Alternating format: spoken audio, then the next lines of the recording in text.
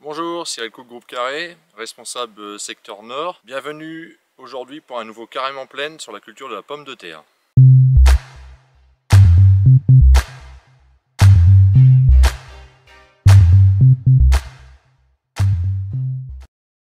Nous sommes aujourd'hui sur la commune d'Aime-Langlais, dans une parcelle de pommes de terre variété Innovateur, plantée le 2 avril, type de sol limois argileux, densité de plantation 41 500 pieds hectares. Au niveau de la fumure, 220 unités d'azote ont été apportées, dont 195 unités apportées directement dans la butte sous forme murée. Également une fumure potassique à hauteur de 240 unités. Alors cette année, la situation mildiou est explosive au vu des conditions météo. C'est le cas de cette parcelle qui était encore la semaine dernière sans présence de mildiou. Aujourd'hui, vous pouvez constater donc l'apparition de nombreuses taches.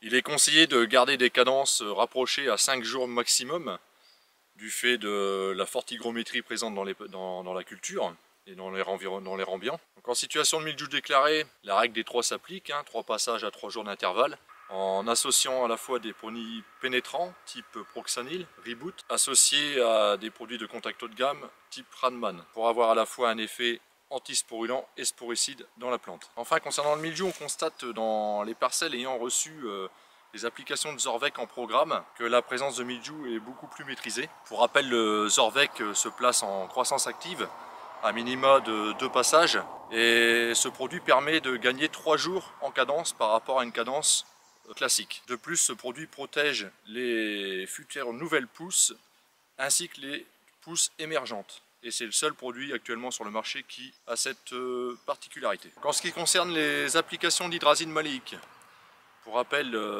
ces produits type canne permettent d'éviter la germination des pommes de terre au cours du stockage pendant 3-4 mois. Pour les parcelles à gros calibre, il faut qu'il y ait un minimum 80% des tubercules qui aient un calibre supérieur à 35 mm.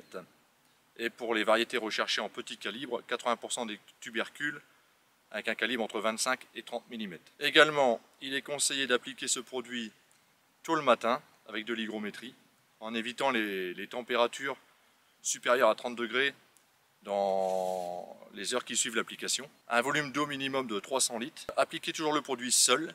Pas d'irrigation ni de pluie dans les 24 heures qui suivent l'application. Idéalement, laissez 15 jours entre l'application d'hydrazine maléique et le défanage, le premier défanant. Enfin, concernant le défanage, aujourd'hui 2 solutions possibles. La première solution, donc broyage mécanique repris par un produit disséquant type sorcier, toujours adjuvanté, avec une huile de type diffuse. La deuxième solution, sans broyage, possibilité de défolier avec un produit type VG-Stop, repris par un disséquant, toujours sorcier, et toujours de l'adjuvantation. Les conditions d'application pour les défanants, dans l'idéal, de la température, de l'hygrométrie et beaucoup de lumière en journée. Donc j'espère avoir répondu à la plupart de vos questions. Je vous invite à vous rapprocher de votre technicien Groupe Carré pour plus de renseignements. Et à bientôt pour un nouveau Carrément Plaine.